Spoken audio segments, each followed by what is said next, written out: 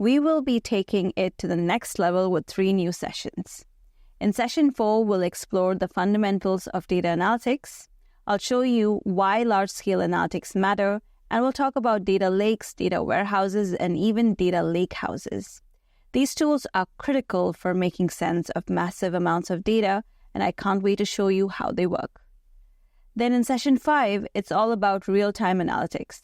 We'll dive into how streaming data works and how real-time analytics allows you to capture and react to insights as they happen, giving you immediate results. And finally, in session 6, we'll wrap things up with the art of data visualization using Microsoft Power BI. I'll show you how to transform raw data into actionable insights using compelling visuals that help you tell a powerful story with your data. So let's talk about large-scale data analytics. Imagine you're building a complex custom-designed bookshelf with secret compartments for your living room. You have all sorts of tools and materials: wood, screws, nails, glue, paints, and finishes. To craft this beautiful piece, you need to follow a plan and use a variety of techniques.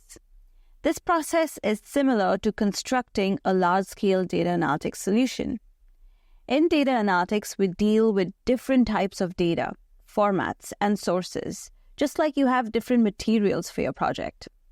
One of the first steps is gathering your materials. In data analytics, this is called data ingestion.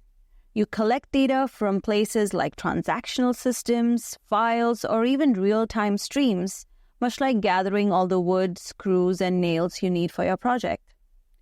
Before you can start assembling, you need to prepare your materials. Maybe you need to cut the wood, sand it down, and measure everything carefully. In data analytics, this preparation process is called ETL, extract, transform, and load. It ensures your data is ready for analysis. Whether you're working with large batches of data or real-time data streams, this step is crucial, just like properly measuring and preparing your materials. Once your materials are ready, you need a workspace where the assembly happens. In the world of data analytics, this workspace could be a data warehouse, which acts like a fully equipped workshop with specialized tools, or a data lake, more like a large storage area for your raw materials. Sometimes you might use both, combining the best of both worlds in a hybrid setup. Just like you'd follow detailed blueprints when building your bookshelf, data analysts and scientists use data models to guide their analysis. These models act as your blueprint, helping you understand how different parts fit together, making the analytical process more efficient and effective. Finally, after all the hard work, you present the final product. In data analytics, this step is called data visualization. Analysts create reports, dashboards, and visualizations that reveal key insights, trends, and important business metrics. It's similar to stepping back to admire your beautifully finished bookshelf. It's not only functional, but also visually impressive and tells a story. Building a piece of furniture requires careful planning, the right tools, and attention to detail. Similarly, building a large-scale analytics solution demands a systemic approach and the right components. With everything in place, you'll be ready to unlock the full potential of your data and gain valuable insights. Whether you're building furniture or crafting a data solution, having the right tools and plan makes all the difference. Now that we've explored the steps involving preparing and analyzing data, from gathering it through ingestion to transforming and loading it into a workspace, let's dive into how these processes actually get powered. Just like a chef needs the right kitchen equipment to execute a recipe perfectly, your data processing needs the right engines to handle the heavy lifting of crunching through massive volumes of information. In data processing, having the right engine is crucial for efficiently managing and analyzing large volumes of data. These engines handle essential tasks such as data ingestion, transformation, and querying, and they're designed to operate in distributed architectures. One of the foundational tools in data processing is the relational database. These databases are like well-structured recipe books, reliable and organized. They've been around for years and are widely used for data-related applications, including large-scale analytics. Relational databases excel at processing structured data, often using SQL queries. For instance, if you're working for a financial institution and need to analyze transaction data from millions of customers, relational databases allow you to efficiently filter, aggregate, and analyze those transactions.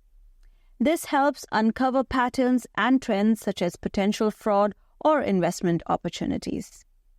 However, as data volumes grow and become more diverse, especially with unstructured data or semi-structured data, more flexible and powerful tools are needed. This is where distributed processing engines like Apache Spark comes in. Apache Spark is an open-source framework designed for handling massive datasets, making it highly scalable and versatile. Spark distributes workloads across multiple worker nodes, which makes it highly effective for complex transformations and queries. One of Spark's strengths is its ability to handle both batch and real-time processing. For example, it can process streams of social media data, such as tweets, posts, and comments, helping organizations analyze trends, identify customer sentiments, and respond to shifts in real time. These capabilities are invaluable for companies looking to make informed decisions, improve marketing strategies, or enhance customer engagement. So whether you're working with structured data in a relational database or handling large-scale diverse datasets with distributed processing engines like Apache Spark, the right data processing engine plays a crucial role in managing data efficiently and driving valuable insights.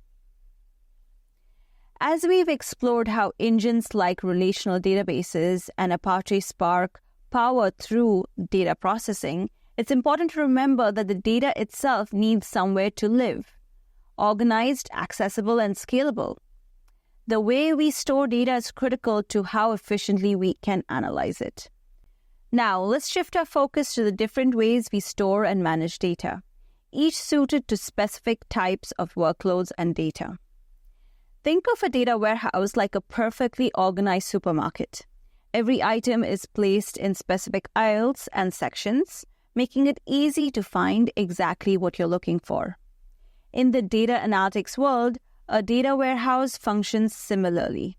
It's a type of relational database designed specifically to store data in a way that's optimized for analytics instead of day-to-day transactional operations. Here's how it works. Data from various transactional systems is transformed and denormalized into a structured format. This structured schema is like a detailed store layout where central fact tables contain numerical data and dimension tables represent entities that allow the data to be sliced and diced. For example, imagine you're running a chain of restaurants. Your sales data could be organized in a facts table and aggregated by dimensions like menu items, location, or time. This schema is often called a star schema because it radiates outwards from the fact table to the related dimension, like a star. Now let's compare this to data lakes, which you can imagine as a vast storage warehouse for a construction company. In this warehouse, materials aren't meticulously organized like in the supermarket. They are stored as they come, ready to be used in all sorts of projects. A data lake works similarly. It's a place to store data without needing a rigid structure or predefined schema. It typically uses a high-performance distributed file system to store large volumes of raw, unstructured, or semi-structured data. For instance, imagine you're managing a video streaming platform. You're collecting data on user preferences, viewing habits, reviews, and even metadata about video files like subtitles or formats. This data doesn't fit neatly into a traditional structured format. In this case, a data lake allows you to store all these different types of data in their raw format. When it's time to analyze the data, you can apply a schema on read, meaning you can organize the data when you need it. Technologies like Apache Spark or Hadoop help dynamically process and analyze this data.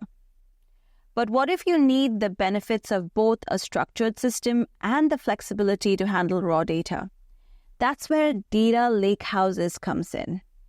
Imagine it as a modern garage with neatly organized toolboxes for specific tasks, but also space to store larger, more versatile equipment. A data lakehouse combines the flexibility of a data lake with the structured querying capabilities of a warehouse. It stores raw data like a data lake, but introduces a relational layer that organizes this data into tables, allowing you to use SQL for queries. Let's say you work for a logistics company, handling vast amounts of tracking data, vehicle telemetry, and customer orders. A data lakehouse allows you to store all this raw data while still providing the ability to run structured queries on specific datasets like tracking customer deliveries or analyzing vehicle performance trends. To recap, data warehouses are like well-organized supermarkets designed for structured data and efficient analysis. Data lakes are like a construction warehouse offering flexibility for storing unstructured or semi-structured data. Data lakehouses act like a modern garage combining the best of both worlds, allowing for flexibility while keeping data organized for analysis. Each storage solution serves different needs, from structured analytics to handling diverse data. Now that we've explored different types of data storage solutions, data warehouses, data lakes, and data lakehouses, and how they serve distinct needs, let's shift our focus to the cloud services that power large-scale data analytics. When it comes to handling large data workloads, platform as a service and software as a service offerings provide the necessary infrastructure to manage, process, and analyze data efficiently. Let's start with PaaS. One of the key PaaS offerings in Azure's analytics ecosystem is Azure Databricks, a cloud-based platform built on Apache Spark. Azure Databricks is designed to handle large-scale data engineering, data science, and machine learning workloads, all within a distributed framework. Think of it as a flexible workspace where you have all the tools to manage complex analytics, but with the scalability to handle even the largest data sets. For example, imagine you work in the automotive industry, analyzing vast amounts of telemetry data from connected vehicles. Azure Databricks makes it possible to process and transform this data quickly, enabling you to run advanced analytics to predict maintenance needs or improve vehicle performance. Its ability to integrate with other Azure services like Azure Data Lake Storage and Power BI allows you to build end-to-end analytics pipelines, giving you insights into driver behavior, fuel efficiency, or engine performance. What sets Azure Databricks apart is its collaborative capabilities. It offers an interactive workspace where data engineers, data scientists, and analysts can collaborate in real time using notebooks. This makes it easier for teams to explore data, share insights, and develop machine learning models together.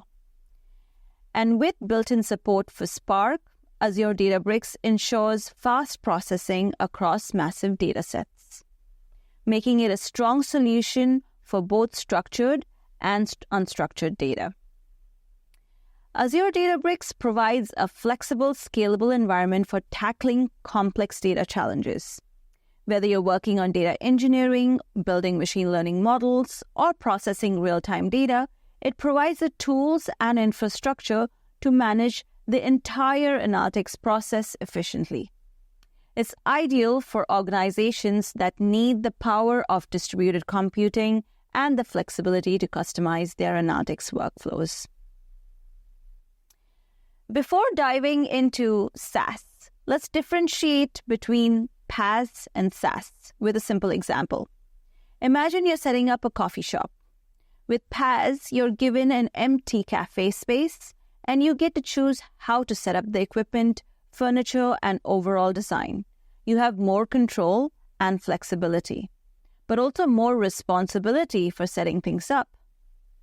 That's like Azure Databricks, where you have the powerful tools and the flexibility to build your analytics workflows exactly how you want. On the other hand, SaaS is like being handed a fully furnished, ready-to-go coffee shop, complete with everything you need to start serving customers immediately. It's convenient, requires less setup, but you might have fewer customization options. SaaS simplifies operations by giving you everything pre-configured, much like Microsoft Fabric, which is a fully managed service designed to simplify your analytics tasks. So while PaaS solutions like Azure Databricks offer flexibility and control, sometimes you need a more streamlined, fully managed solution like Microsoft Fabric. Microsoft Fabric is a comprehensive SaaS offering that unifies data integration, storage, and analysis in one platform. It simplifies the entire pipeline, from ingestion to reporting, allowing organizations to focus on extracting insights without dealing with complex infrastructure. Imagine you're running an online learning platform with data on student performance, course interactions, and content engagement spread across multiple systems. Instead of stitching together different tools and services, Microsoft Fabric lets you manage everything in one place, streamlining the process and reducing complexity. At the heart of Microsoft Fabric is OneLake, a centralized repository for storing all your data. Think of it as a digital workspace where all your data assets, whether structured or unstructured, are stored and easily accessible. The lake-centric architecture means you don't need to worry about data duplication or siloed systems. Instead, your data is available in one unified location, allowing both data teams and business users to collaborate on projects seamlessly. This setup is especially beneficial for organizations needing a single source of truth for their data. Microsoft Fabric's integration with Power BI makes it easy to create interactive dashboards and reports, enabling decision makers to access data-driven insights without the need to manage separate infrastructure components. Microsoft Fabric and OneLake offer a streamlined SaaS solution for organizations looking to simplify their analytics landscape. By providing a fully managed integrated platform, Fabric removes the complexity of handling separate services, allowing teams to focus on analysis and decision-making. For organizations seeking efficiency, ease of use, and collaboration, Microsoft Fabric is an excellent choice for scaling analytics while minimizing operational overhead. All right, so for this demo, we're going to be doing in Microsoft Fabric. I'm already logged into Microsoft Fabric here. And what I'm going to do is I'm going to switch to the data engineering experience right here. Okay. And in the data engineering experience, the first thing we're going to do is actually create a workspace. I'm going to go to Workspaces and I'm going to click on New Workspace. I'm going to create a new workspace called DP-900, for example. And in the Advanced section, I'm going to make sure that my trial is selected so that I can actually create some analytical stores. You need to have at least a trial license for this. And I'm going to hit Apply.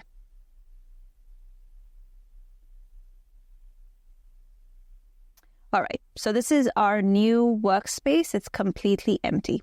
Let's create a new lakehouse in here. So for that, I'm going to click on the plus new item, and I'm going to search for the lake house. Let me see if I can find it. And there you go. This is my lake house. I'm going to hit on the lake house, and let's give this lake house a name. I'm going to call this lake house DP-900, and click create.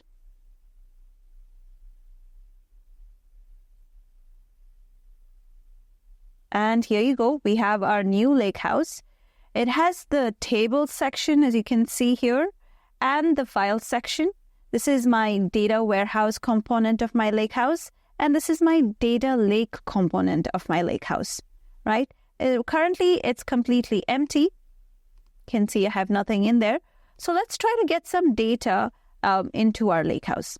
So for that, I'm going to go to this Get Data button right here. And I'm going to click New Data Pipeline. And I'm going to call this pipeline Ingest Data. And hit Create.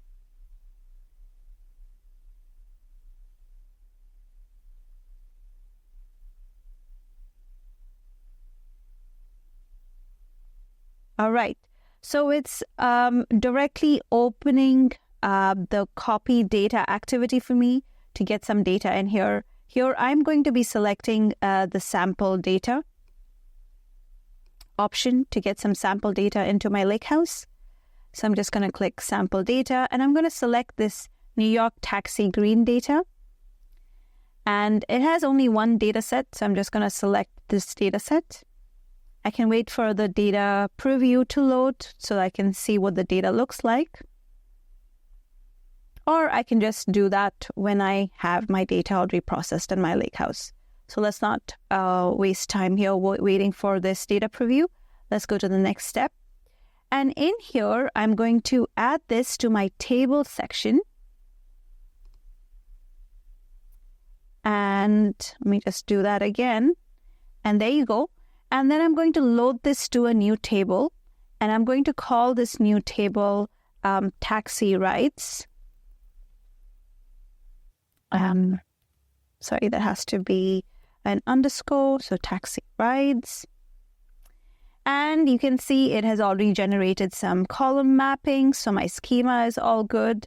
And I'm going to leave this enable partition unchecked because I do not want any partitions right now. So I'm going to click next. And then over here at the bottom, make sure that I have selected the start data transfer immediately so I can get that data moved into my lakehouse immediately. Let's say no, keep as is, and save and run. So now I've created a copy data activity using the copy data guide. And I just have to wait for this data to load. Let's check out and monitor this. I'm just going to bring up this blade and you can see the status of this activity. So you can see it was previously queued. Now it's in progress.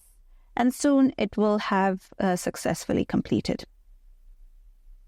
So I'll give it a couple of more seconds. It's not going to take too long. If you want to monitor this in more detail, you can also go to that activity and it opens up this page where you can see exactly how much data is being read and being processed. So you can see right now it's a little bit slow because it has not read or written any files, but there you go. You have some data coming in. It has read some data from a blob storage. And soon it will have some data written as well. We are moving 291 and 300, 291,300 rows from this source to the destination. Oh, there you go. It's updated. So we actually have 3 million rows right now, not only 291,000. And it keeps increasing because that's the number of rows that it's written. The pace is pretty good. And then you can also see the duration breakdown here, how much time it was spent in the queue, how much time in the transfer, how much time in listing the source, and how much time from reading from the source. All right. In the advanced section, you can see if this was manually triggered or triggered via a schedule. So you have a lot of details here in the activity details itself, right? It says copy data details because this is a copy data activity. So let's close this, and I'm going to refresh this a little bit more, taking a little bit of time because it's actually pretty a huge amount of data. So let's give it a little bit, and then we'll come back to this once the data has been copied. And there we go. Our pipeline has successfully completed. It only took 11 minutes. So let's go back to our lakehouse. I have it right here. And now what I'm going to do is just click on this refresh button that you see here. This tiny refresh button to refresh our lakehouse now that we have some data in there. And now you can see I have this new taxi rides table, which was not there before. So in order to query the data in this taxi rides table, what I'm going to do is I'm going to switch over to our SQL Analytics endpoint. So every lakehouse comes with a SQL Analytics endpoint. So I'm going to just switch over to the SQL Analytics endpoint.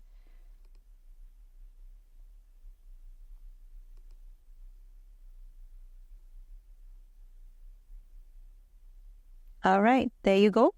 I do have some extra system tables and query insight tables and information schema tables, but the main table that we are interested in is this taxi ride table. So let's create a new SQL query to query the data. And I'm going to write a very simple statement here. Just going to do a select date name. I want to get the day, for example, and I want to get the average trip distance on each day. So I'm going to just do this with the pickup date time as day. And average trip distance,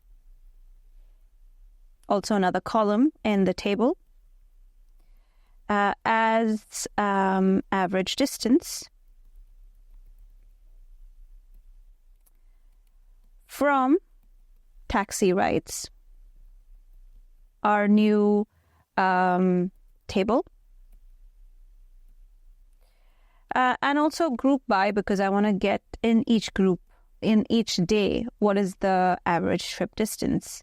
So I'm going to just copy this up top here again and just paste it in my group by. There you go. Let's run this query.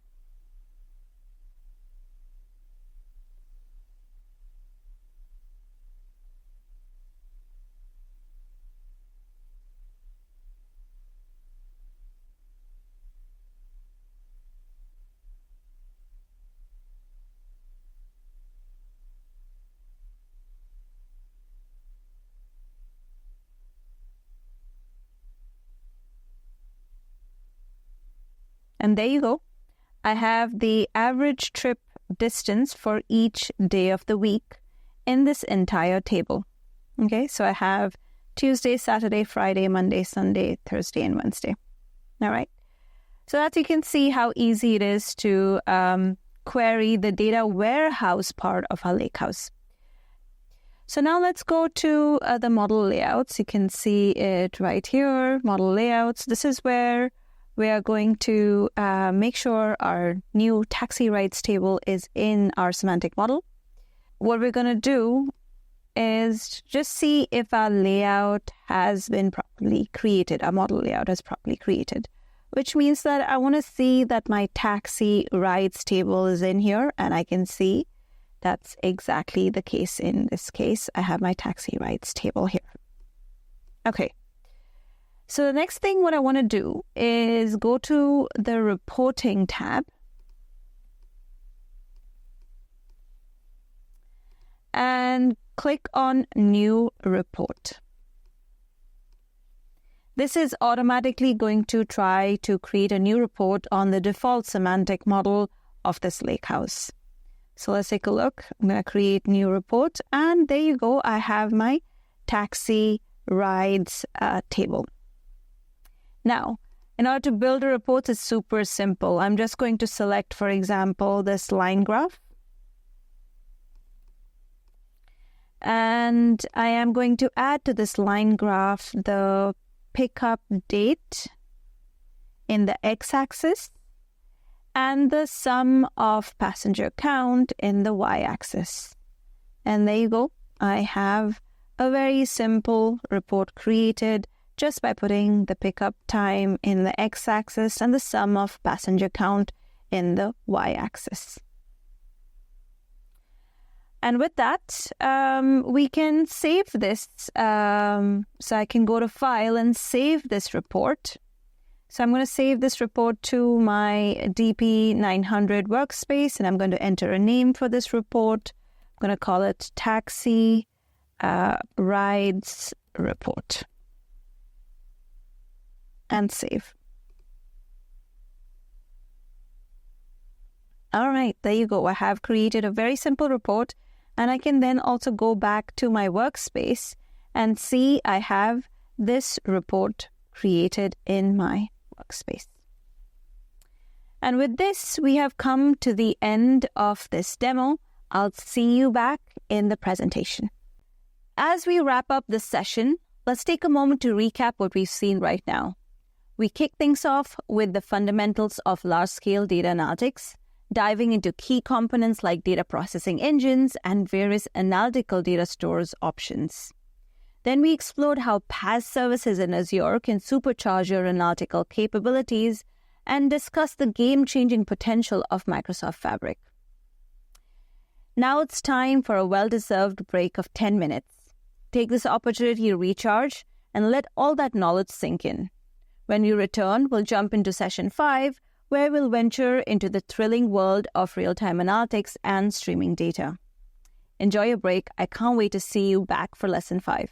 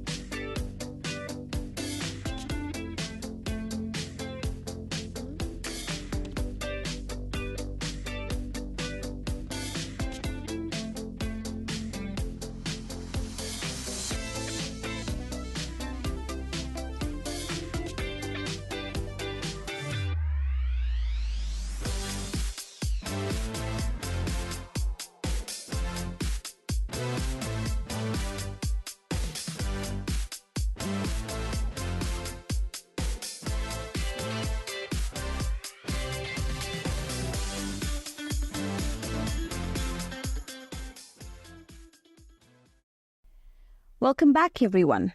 I hope you all had a good break and are ready for the next session. We're going to dive into an exciting area that plays a critical role in today's fast-paced data landscape. In this session, we'll be exploring real-time analytics and streaming data, an essential area for organizations looking to act quickly on data and stay ahead of the trends. Let's jump right in. If you remember from our last session, we dove into the world of data processing and how it transforms raw data into valuable insights. What we covered was batch processing, where data is collected and processed in chunks. It's like gathering all your ingredients for a recipe and preparing the meal later, once you've got everything together. It's efficient for large volumes, but there's a bit of waiting involved. But now let's crank up the pace a little bit. Today we're shifting gears to real-time streaming data. This is where data doesn't sit around waiting. It gets processed the moment it arrives. Like you're a barista preparing each cup of coffee as soon as the order is placed. No waiting for the next batch, just fast, on-the-fly processing. Let's take a look at this parking lot example. With batch processing, you'd wait for all the cars to park in the lot before counting them. But with stream processing, you're standing at the roadside counting each car as it enters in real time. This approach is vital when you need to react instantly to changes or trends, like monitoring traffic flow for parking space demands. Real-time streaming data can power real-time dashboards, visual displays that update instantly as new data flows in. These dashboards give businesses the ability to make decisions based on current data, not old reports. Whether it's monitoring stock prices, tracking website traffic, or keeping an eye on sensor data from IoT devices, real-time dashboards provide a live snapshot of what's happening right now, enabling you to make the right decision at the right time. Real-time processing shines in industries that need immediate action. Think fraud detection in financial transactions or live updates in stock markets. And while batch processing works behind the scenes for historical analysis, streaming data is right there on the edge, giving you insights as events unfold. In fact, many modern analytics solutions combine both batch and stream processing. They capture real-time data to give you instant insights and continuously process it for things like filtering, aggregating, trends over time. At the same time, this processed data is stored for deeper, long-term analysis, allowing you to get the best of both worlds. So buckle up, because today we're going to explore how real-time analytics and streaming data keep the pulse of your data constantly ticking. Let's get started. In stream processing, the flow of data is continuous and dynamic. So it all starts with an event. An event generates some data. This could be anything from a financial transaction, a sensor reading from an IoT device, or even a user interaction on a website. Once that event generates data, the next step is critical. The generated data is captured in a streaming source for processing. This is where technologies like Azure Event Hubs or Apache Kafka come into play, capturing those events in real time right as they happen. The streaming source is where we collect all incoming data. Think of it as a starting line for our processing pipeline. Then comes the heart of stream processing. The event data is processed in real time. This means that as soon as the data arrives, it's processed immediately with no delays or batching. Unlike batch processing, where data is gathered and processed later, stream processing happens as the data flows in. Real-time processing is all about speed, taking action the moment something occurs. Whether you're using Azure Stream Analytics, Spark Structured Streaming, or another platform, the processing engine can filter, aggregate, or transform data on the fly. Remember the barista preparing each coffee order as soon as it's placed, rather than waiting for a batch of orders to pile up? What's key here is that the data gets processed exactly once. No matter how many events are flowing in, Each piece of data is handled one time, preventing duplicates or reprocessing. Technologies like Azure Event Hubs ensure that every event follows a strict path through the system, so it's processed once before being passed along. The beauty of this approach is that it allows for instant insights and reactions. For example, you could detect a security breach the moment it happens, or update a real-time dashboard with the latest stock market prices. No waiting for the next batch, just live, continuous processing of data as it arrives.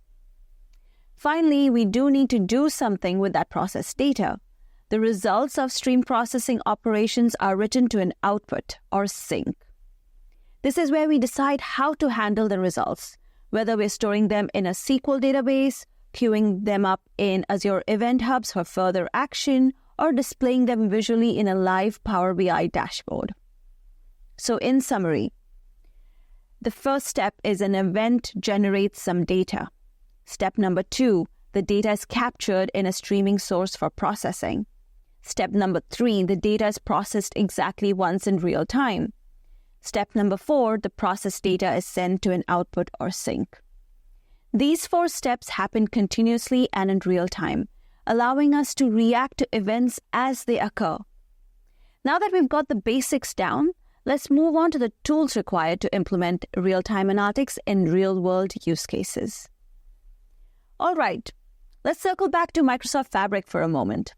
We've already talked about how it can quickly ingest and store data. But now I want to show you how you can use Fabric to unlock new insights from that data in real time. Here's where it gets exciting. Fabric uses Event Stream to capture real-time data from streaming sources, and once that data is captured, it can flow into different destinations. Think of it as landing in a lakehouse table or even a KQL database. When you choose to store event stream data in a lakehouse table, it opens up a world of possibilities. You get the flexibility to apply aggregations, run filters, transform raw data into meaningful summaries that align perfectly with your analytical goals. It's like taking raw ingredients and turning them into a gourmet dish that's tailored to your taste. Then there's the KQL database. This is where things get really powerful. With KQL queries, you can perform real-time analytics on your data directly from those tables. The insights? They are immediate, giving you a real-time pulse on what's happening in your data and opening up endless possibilities for instant decision-making. But we're not done yet. Once you've captured that real-time data and it's neatly organized in your tables, you can take it to the next level with Microsoft Power BI. This is where the magic of data visualization comes in. You can create compelling, interactive dashboards that bring you your insights to life, helping you see trends, spot anomalies, and make data-driven decisions in real time. So if I were to sum it all up for you, Microsoft Fabric gives you the power to capture, analyze, visualize real-time data. It's a complete end-to-end platform for turning raw data into actionable insights fast. Let's wrap up this session by talking about one of the most powerful features of Apache Spark, Spark Structured Streaming, its use of data frames and unbounded data frames. This is what makes working with streaming data so intuitive, especially if you're already familiar with Spark's core functionality. At the heart of Spark's data processing is the data frame, a distributed collection of data organized into rows and columns, much like a table in a relational database. The beauty of Spark's structured streaming is that it allows you to work with streaming data in the exact same way you'd work with static or batch data. In the streaming context, Spark treats incoming data as an unbounded data frame. This means that instead of working with a finite set of data, the data frame keeps growing as new events stream in continuously. It's unbounded because the data isn't a fixed set, but keeps flowing in over time. And here's the magic. Even though the data is live and continuously updating, You can query and transform it using the same familiar data frame operations you'd use for batch processing. You can apply SQL-like queries, aggregation, filters, and even join the streaming data with other data sets. Spark processes the data in real time, keeping everything up to date as new rows flow in. For example, if you're streaming user activity from a website and you want to count how many visits occur every minute, you can run a simple aggregation on the unbounded data frame. Spark handles everything, continuously updating the result as new data arrives. It's just like querying static data, except now you're dealing with a live stream. But what makes this even more powerful is the integration with Delta Lake. Delta Lake is a storage layer that enhances your data frames, adding features like versioning, schema enforcement, and ACID transactions to both batch and streaming data. When you store your streaming data in a Delta table, you're not only ensuring that your data is reliable, but you're also getting the flexibility to combine both real-time and historical data seamlessly. For instance, you could store your incoming streaming data in a Delta Lake table and then run queries that combine both live and historical data. This allows you to analyze current trends while also looking at past performance without having to manage separate systems. And Delta Lake ensures that your streaming data is stored consistently and efficiently so you can always trust the quality of the data. With Spark Structured Streaming and Delta Lake, you have the tools to handle both real-time insights and long-term trends in one seamless workflow. You don't need to choose between batch and streaming. You can combine them for a powerful, unified approach to data processing. Now that we've explored these concepts, let's see it in action. All right, so for this demo, we are going to come back to Microsoft Fabric. And this time, instead of going to data engineering, we're going to go to real-time intelligence instead. Okay, so we're going to go to real-time intelligence. Let me click that experience. And as usual, we're first going to create a new workspace. Let's call this workspace DP-900 Real-Time Intelligence, RTI. And let's make sure also that we have our trial license assigned to this workspace. And I'm going to hit apply. All right. To do a little bit of prep, what we're going to do is beforehand, we're going to create a new item here, which is going to be an event house. This is where we're going to actually store our data. So event house DP-900, and I'm going to hit create.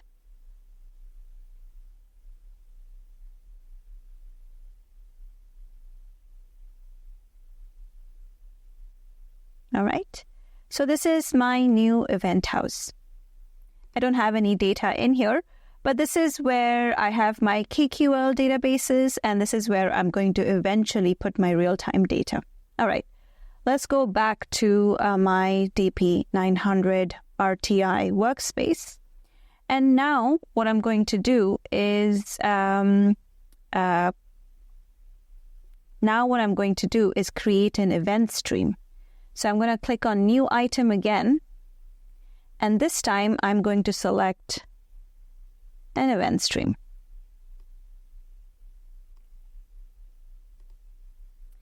Let's call this event stream DP-900, and hit create.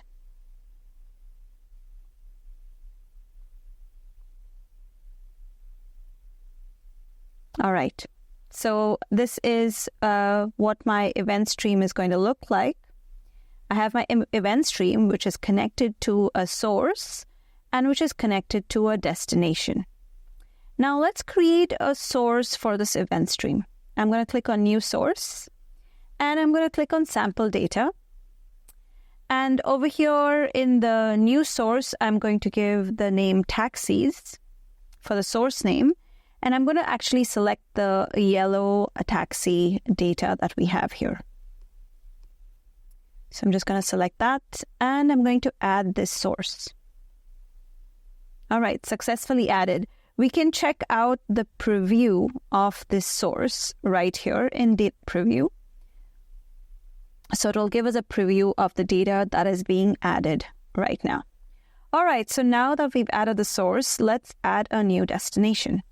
So I'm going to click on a new destination and click on KQL database.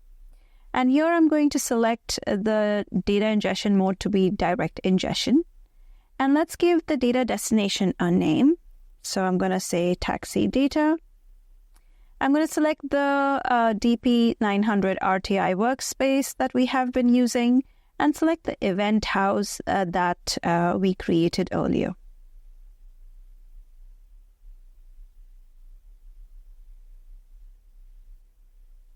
All right, and now we have to actually create or select the destination table. As you can see in my event house, I don't have any destination tables yet. So let's create a new table called taxi data. And let's click next. All right, there you go. You can see it was able to find 37 events. So let's go and click finish. And now it's creating the table, taxi data, it's creating the mapping, and finally it will create the data connection. Once that's done, let's close this window. And you're going to see over here, this is going to turn green right now because now it is going to have some data. So now let's go to the event house itself and refresh my event house.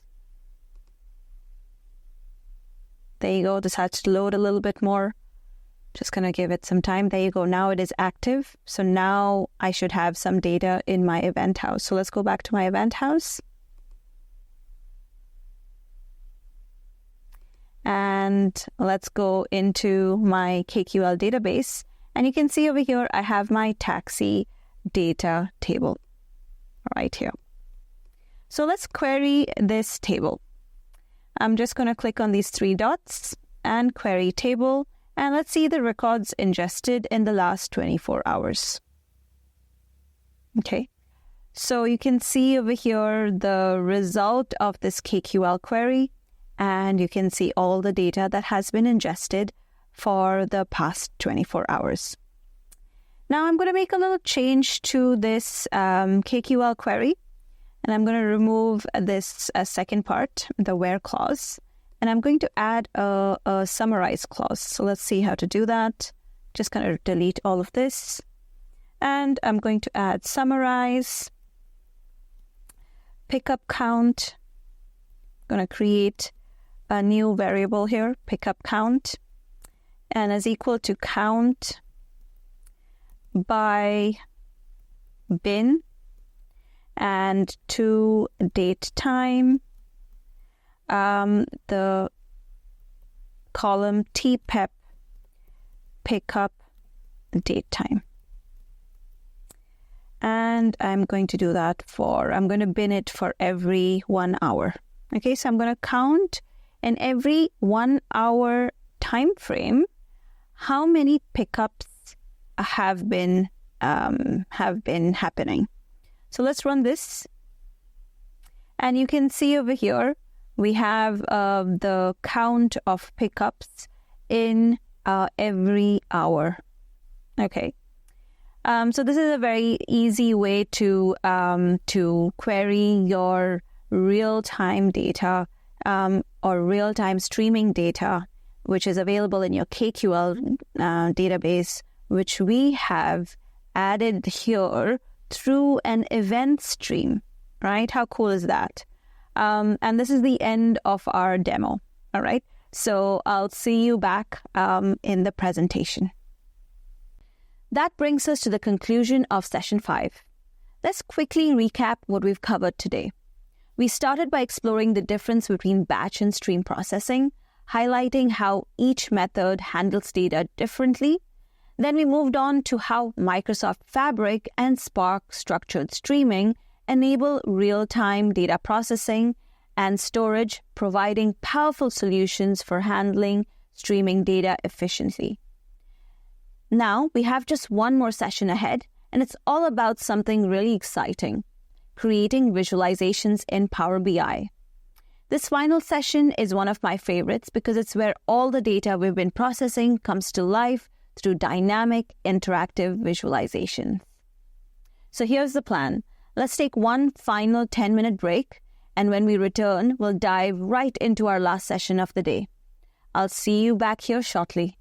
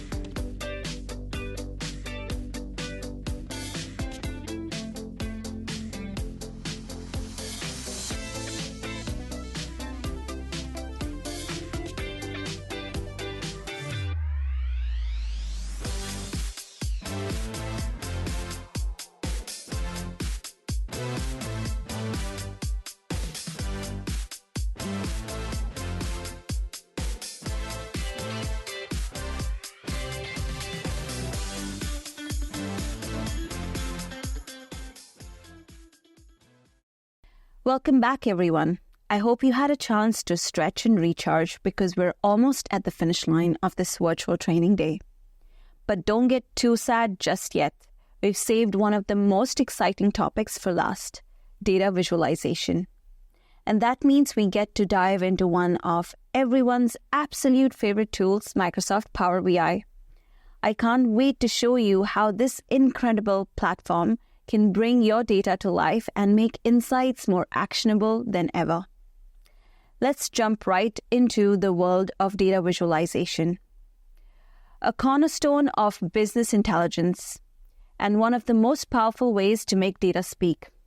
And there's no better tool for the job than Microsoft Power BI.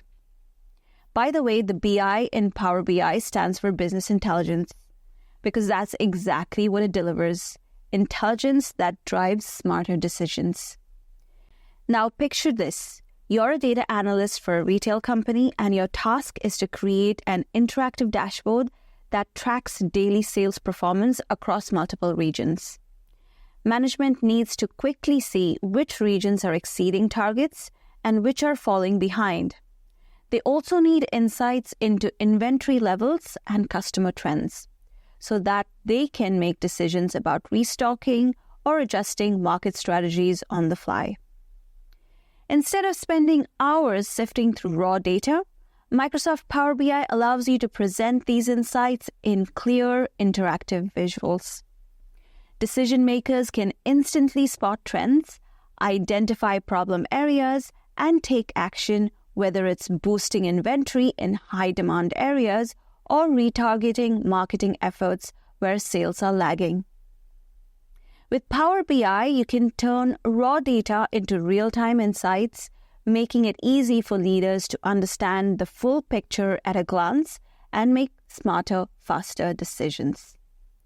Your journey begins with Power BI Desktop, your command center for building data models and visual reports.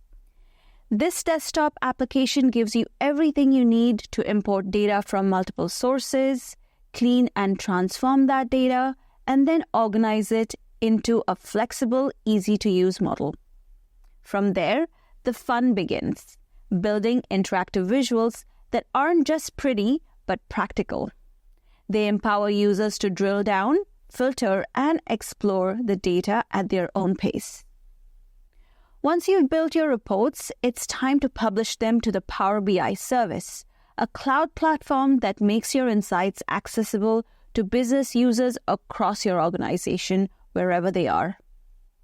And while the Power BI service offers some basic in-browser editing, the real creative power comes from Power BI Desktop, where you can have a full suite of tools to bring your vision to life. But Power BI isn't just about creating static reports. You can schedule automatic data refreshes so your data is always up to date. You can also build dashboards and apps that consolidate multiple reports into a single cohesive experience, making it easy for users to access all the insights they need in one place. And the best part, they can view and interact with these dashboards and reports not only in their web browser, but also on the go with Power BI mobile app. Talk about real-time insights anytime, anywhere. Before we jump into more, let's dive into a foundational concept, data modeling. This is where you turn raw data into structured, usable models that power all your reports and visualizations. It's the key to unlocking the full potential of your data in Power BI. Analytical models are the backbone of meaningful data analysis. They allow us to organize and structure data in a way that makes sense for business insights. These models are made up of related tables of data where we define the numerical values we want to analyze, called measures, and the entities we use to break down those measures, known as dimensions. Let's imagine an analytical model that includes a table with sales-related measures, like revenue or quantity sold, and dimensions such as products, customers, or time. With this model, you can easily aggregate sales data across these dimensions to answer key business questions. For instance, you could identify total revenue by customer or track how many units of specific product were sold per month. Then we have the dimension tables, which represent the entities used for aggregation, like products or customers. Each entity in these tables has a unique identifier, and the other columns describe attributes of that entity, such as a product name, a customer location, or even customer addresses. A common dimension you'll encounter is time, which allows you to conduct powerful time series analysis, such as tracking sales growth over months or years. On the other side of this model are the fact tables. These tables store the numeric measures that get aggregated. Each row in a fact table represents a specific event tied to those numeric values. For example, in a sales fact table, each row could represent a sales transaction, with values for quantity sold, total revenue, and the time, and the product related to that sale. Hierarchies let you group and structure data in meaningful ways, allowing you to drill down or roll up for analysis at different levels. Imagine in the product table, you've got a hierarchy where categories contain multiple products. Or in the customer table, a hierarchy that organizes customers by region and city. Similarly, in the date table, you can build hierarchies for year, month, and day. This makes it simple to shift the scope of your analysis with a click, zooming in for more detail or stepping back for a broader view. So how do you build these analytical models in Power BI? Power BI makes it incredibly intuitive. Using Power BI Desktop, you can import data from multiple sources and define relationship between fact and dimension tables. You can also create hierarchies, set data types, and customize display formats for fields to create a robust model for analysis. All of these features allow you to create a dynamic and interactive model that supports your business intelligence needs, ensuring that your data is always organized, accessible, and ready for in-depth analysis. Data visualization comes in all shapes and sizes, and with Power BI, the possibilities are practically endless. You've got a ton of built-in visualizations to work with, plus the option to spice things up even more with custom or third-party visuals. Now, while we don't have time to cover them all today, let's dive into some of the more popular and powerful ones you'll want to keep in your toolkit. Let's start with essentials: tables and text cards. Tables are fantastic when you need to present a lot of related data in a simple, organized way. They keep things clean and structured. On the other hand, text cards are the perfect way to call out those key figures, whether it's a sales total or a critical metric. They make sure the important stuff gets the spotlight. For comparing numbers across categories, bar charts and column charts are your best friends. They make it super easy to see the differences at a glance. Want to track how things change over time? That's where line charts shine, helping you visualize trends as they evolve. Of course, you can't forget the good old pie chart. It's a classic for a reason. Pie charts are great at showing how different categories contribute to the whole, making it easy to spot which slice of the pie is the biggest. Now, if you're looking to compare two numeric measures, say sales revenue versus customer satisfaction scores, there's nothing better than a scatter plot. It's your go-to tool for spotting patterns and correlations between two sets of data. And when you need to visualize data by location, maps are your secret weapon. Whether you're comparing regional performance or tracking customer distribution, maps bring a whole new dimension to your insights. But here's where Power BI really pulls ahead. It's interactivity. Think of it as magic at your fingertips. When you select a category in one visual, Power BI instantly updates all the other visuals on your report to reflect that selection. It's an interactive experience that makes your data come to life, letting you explore and analyze with ease. And the best part, it happens so seamlessly that it feels effortless. I've built it up enough, so let's get hands-on. Let's fire up Power BI and explore these amazing features together. Time to see how these visuals can turn your data into powerful and actionable insights. Okay, so this time we are not going to go into any portal because this is the Power BI session. So we're going to open Power BI Desktop. You should have it installed in whichever machine you want to do this demo in. All right. So I have my Power BI already opened up here. And the first thing I'm going to do is create a new report. Okay, so a new report. So I'm just going to click that. And this is what Power BI Desktop looks like. Okay. And on the main screen that we have here, we have a couple of tabs.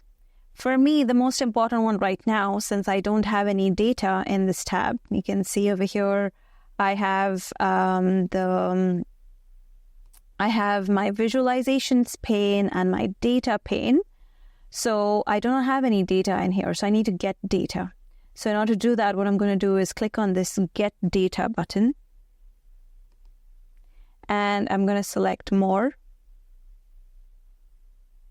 And you can see the whole suite of connectors that we have available here in order to connect to different data services or data sources, right? The one that we are going to look at for this demo is going to be the web connector. So I'm just going to select web, and I'm going to select this web API.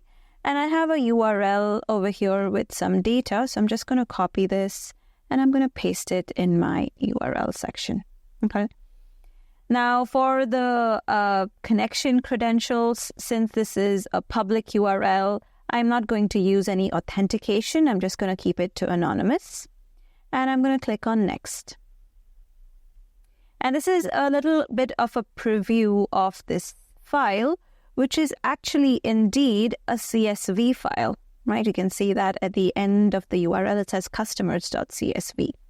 So if you want to take a look at the preview of the data, this is what it looks like. And what we're going to do is just click on the load button right here to load it directly into my report so that it's available in here. You can see it's working its magic. And now I have a new query here, which is going to be my customers table. So what I'm going to do also is I'm going to rename this to customers.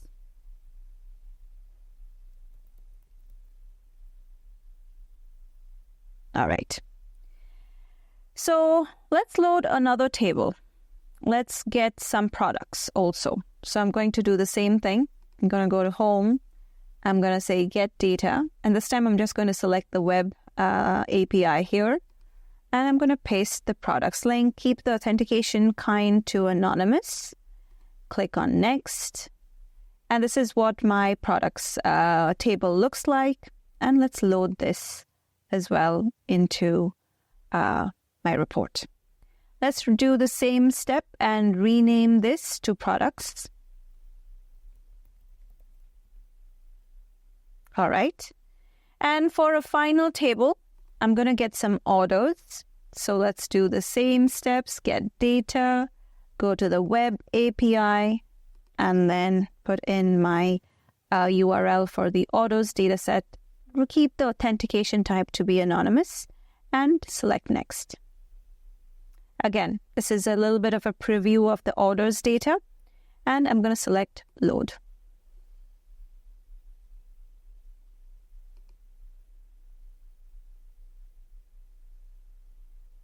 All right, there you go. I have my 3 tables, and I'm going to rename this also to be orders.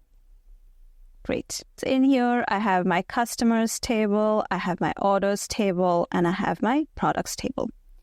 Now let's go and explore how to create a data model. For this, I am going to go to my model tab. You can see it right here on the left side. I'm going to click in there. So here you can see our data model, and you can see that these are created automatically. The relationships between my tables are created automatically. And we can cross-verify if these relationships are created well. So here you can see my customer ID and customer ID are selected, so that's good.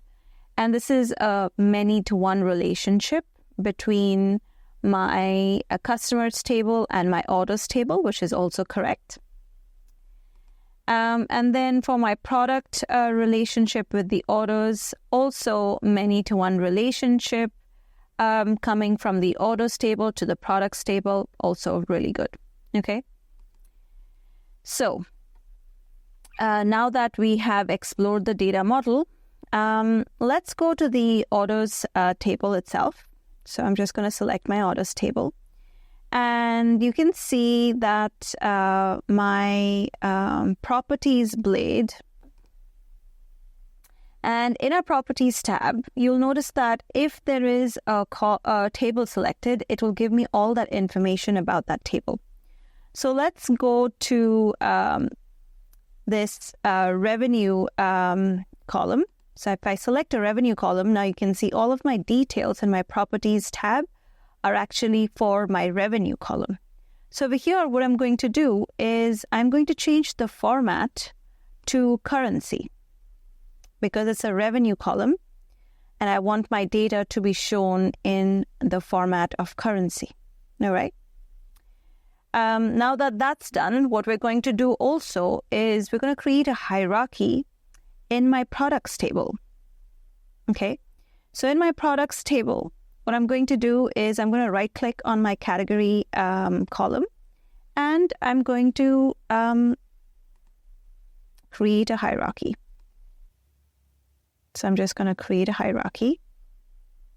So you can see I have a new hierarchy created, category hierarchy. If I open it up, you can see I have only one column in my category hierarchy. So we need to add another column here. So in order to do that, I'm going to right click on my product name field and I'm going to add it to the category hierarchy. There you go. All right. So now I have two fields in my category hierarchy. Now the only thing left to do here is rename my category hierarchy. So I'm just going to click on my category hierarchy here and I'm going to call this categorized product.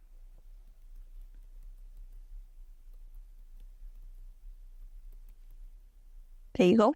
I'm just going to click there and that's going to be renamed to categorized product.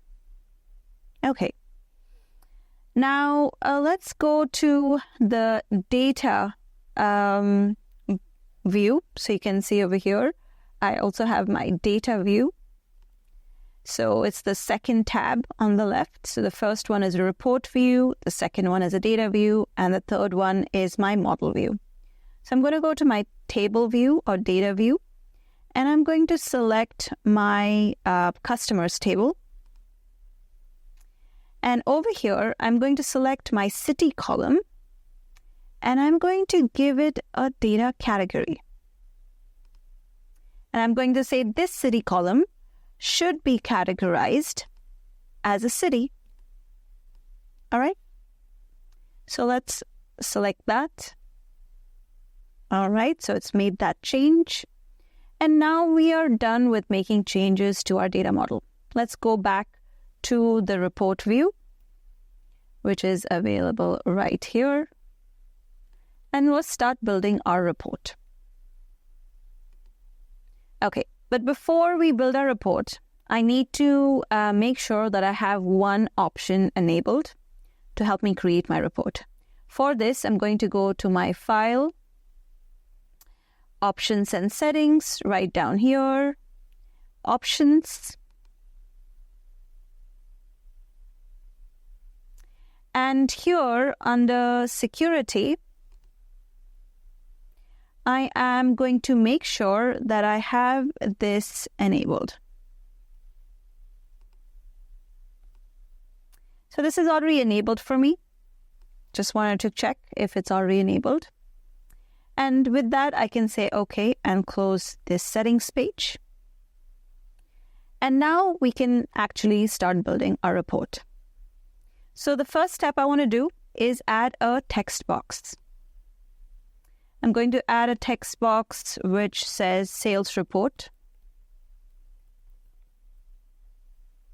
And I'm going to make this a pretty large size. Select the text and then make that to be a 32 font. I can make it bold, right? I'm going to just make the space. It doesn't need this much space. I'm just going to make it a bit smaller here. All right, there you go. I have a title of my report. So now let's start adding some visualizations. The first visualization I want to add is going to be for my categories, my hierarchy that I've created. So I'm just going to go to my products table, and I'm just going to select this categorized product hierarchy. Nothing else, just select it. Okay, it's going to create a table in my report. Now, with this table selected, I'm also going to add my revenue column. So I'm just going to select revenue, and that should add revenue to this table. So you can see I have sum of revenue added here. I'm just going to move this up a little bit so it's right below my sales report column, title. All right. Now this looks like a good table, but what we want to do is change this into a column chart. So I'm going to go to my visualizations and I'm going to select this stacked column chart. You can see it right there. So make sure my table is selected and change it to a stacked column chart. All right. So there you go. I have a chart here. Now, if I want this to be ordered by a specific sorting, I can also do that. So I'm just going to show you all of the data in here. And if I want this to be sorted, for example, according to sum of revenue and not alphabetically according to category, I can just come in here and change that. And now you can see it's sorted according to sum of revenue. And let's also make it descending instead of ascending. There you go. Looks much better. Okay. Now, one of the really cool things about hierarchies is the ability to drill down into more detail. Remember, this is not just category that we have here. This is category from a hierarchy. So I can go down to a deeper level, to the products level as well. All I need to do is go to this, to these arrows here. I have one here and another one here. Both of them take me to the next level. So let's click on the one which has two arrows down. And now you can see instead of categories, I have product names. Right? Cool. We can drill up to go up to the previous level of detail. Okay, great. Let's add another visual to our report. Let's add this time quantity. I'm not going to select. I'm going to just deselect everything. Just select the canvas and add quantity. And category. There you go. I have another bar chart, but this time I want to get a pie chart. So I'm just going to go here to my visualizations library and select my pie chart. There you go. I have a very nice looking pie chart. All right, that looks good. So this is the sum of quantity by category. Okay, so if I select that here, you can see the legend is category and the values is sum of quantity, and it's slicing and dicing it by category. Perfect, looks good. Let's add our last visualization, and this time, without having anything selected, I'm going to select the city column, and I'm going to select the revenue column. Okay, now because we have that option already selected, which is use filled maps, you can see that it's automatically filling these maps for me. Okay, so I can zoom in, I can interact, I can click on a certain point, which will then filter the selection on the rest of my report. I can click out here, I can zoom out, I can select another one. So this is a very, very interactive map that we have here. All right. And I can zoom into Europe as well. So the United Kingdom, we have a lot of data points in the UK. And then I can select, for example, London. And this will give me the selection in the other visuals for London, for example. All right. Okay. So that's a little bit about our maps. And with that, we have created our report. And all we need to do is save our report. So if I go to File and Save, I can save this report locally on my machine, which will create a PBIX file, which I can then make more edits to at a later point. And finally, if I'm happy with this report, I can also publish this report to Power BI service. So you can see that I have a publish button here. Once I am ready with all of my changes and edits, and I feel like sharing this with the rest of my organization, I'm ready to publish this report to the Power BI service. And with that, we have come to the end of this demo. I'll see you back in the presentation. Wow, we've covered a lot of ground in session 6, diving deep into data modeling and visualization within Microsoft Power BI. But let's not forget everything else we've explored throughout this Microsoft Azure Virtual Training Day. In session 1, we laid the foundation by exploring the fundamentals of data. We talked about the different types of data, how data is managed, and the roles that data professionals play in the modern data landscape. In session 2, we took a deep dive into relational databases, learning about their structure, advantages, and how to effectively manage relational data using Azure SQL database and other related services. In session 3, we explored non-relational data services such as Azure Blob Storage, Azure Data Lake Storage Gen 2, and Azure Cosmos DB. We discussed how these services handle unstructured or semi-structured data, offering flexible storage and scalability for various use cases. In session 4, we laid the groundwork for data analytics. We learned how large-scale data analytics solutions, combined with various warehousing techniques and big data technologies, can transform raw data into meaningful, actionable insights. And then, in session 5, we ventured into the exciting world of real-time analytics. We saw the importance of processing streaming data and were introduced to the powerful Microsoft Fabric and Spark structured streaming, which enables real-time data flow and analysis. And now, in session 6, we've taken those insights and shown how Microsoft Power BI can turn them into stunning visualizations, bringing your data to life in a way that makes decision-making faster and more effective. But here's the best part. There's always more to learn. If you want to dive even deeper into these concepts, I highly encourage you to visit Microsoft Learn. There, you'll find a wealth of learning paths, labs, and hand-on practices. that will help solidify the knowledge you've gained today and give you the tools to explore even more. And if you're ready to take the next step, consider pursuing the DP-900 certification. It's a fantastic way to validate your expertise in Azure Data Fundamentals. And it's a great credential to add to your resume.